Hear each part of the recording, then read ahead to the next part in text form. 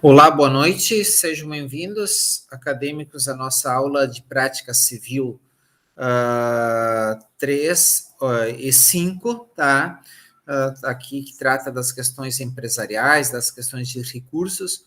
Hoje nós vamos tratar de uma peça bem importante que se chama embargos de terceiro, tá?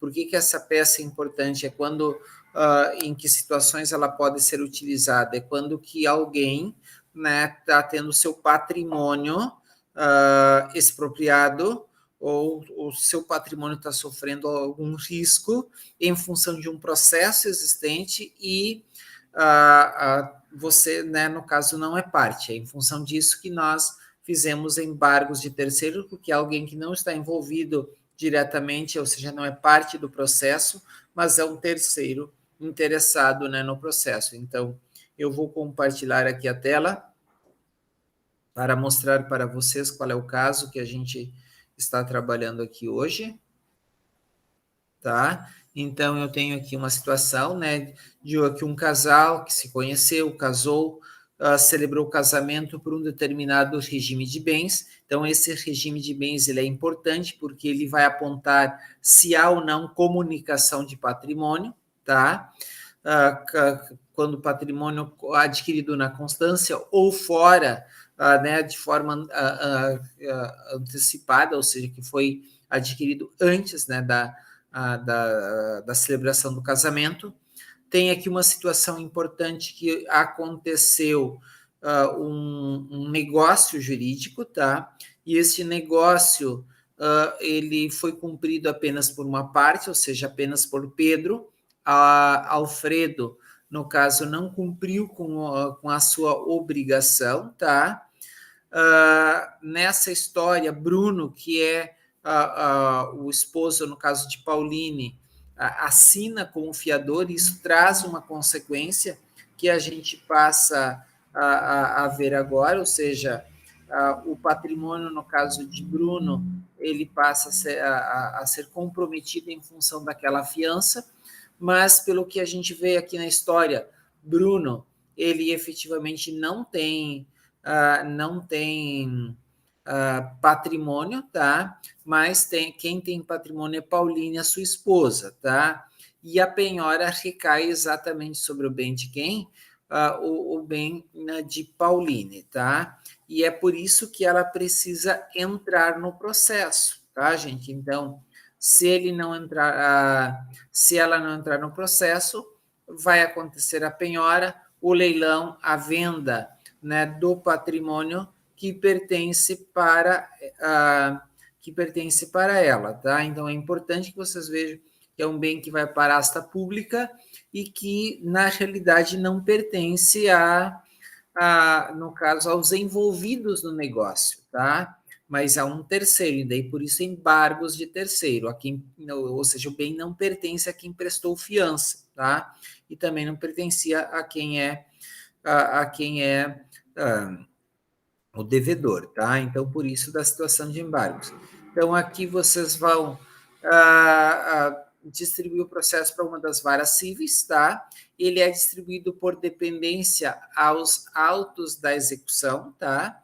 Aqui é sempre bem importante a questão da qualificação completa, tá? O fundamento legal que a gente vai utilizar aqui é o fundamento, no caso do artigo 1658 ou 1659, que esses dois artigos tratam exatamente sobre o regime da comunhão parcial de bens, se há ou não comunicação, quais os bens se comunicam, né, com este regime de bens. Também aqui é importante vocês alegar e apontar a questão da empenhorabilidade do imóvel, tá?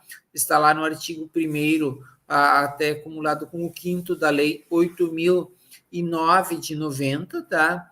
É também importante vocês alegar a questão da ineficácia da garantia, uma vez que a fiança foi dada por alguém que não tem bens, tá? Então é importante que vocês apontem isso, que está lá na súmula 332, né, do STJ, tá? Vocês também podem apontar o artigo 1647, né, inciso 3º do Código Civil, principalmente sobre a questão da ineficácia da garantia, tá? É importante que vocês apontem os documentos, os comprovantes, tá? Então, isso é bem importante, está aqui, deixa eu só ajustar aqui, né, no artigo 667, né, do Código de Processo Civil.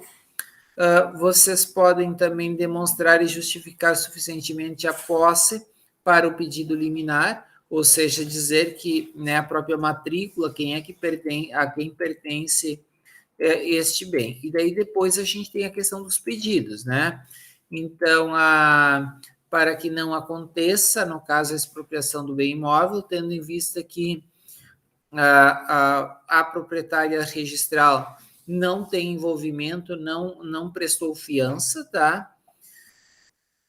No mérito, vocês vão pedir, né, a improcedência, aliás, a procedência melhor, né, dos embargos, tá? A desconstituição da penhora, tá? Então, é importante que vocês apontem isso, tá? Bem como, né, o desfazimento do ato de constrição das restrições em relação ao imóvel que é de de Pauline, não Aline aqui, né? Então, Pauline, tá? A condenação do embargado, né, ao ônus de sucumbência, mais as despesas e honorários, e vocês têm outras provas.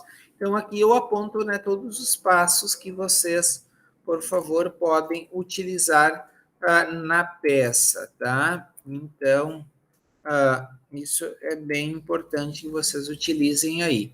A peça tem que ser tem que ter a mesma estrutura de uma petição, que são os fatos, fundamentos, os pedidos, tá?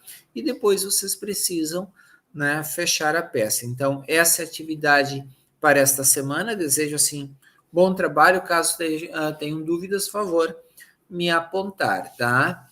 Então, era isso, tá, gente? Então, desejo aí uma ótima semana, tá, para vocês. Aproveitem, vamos continuando desenvolvendo peças, né? Porque é isso que nos faz desenvolver o hábito, né, de produzir, de escrever, tá? Então, uma excelente semana para vocês e até a semana que vem, tá?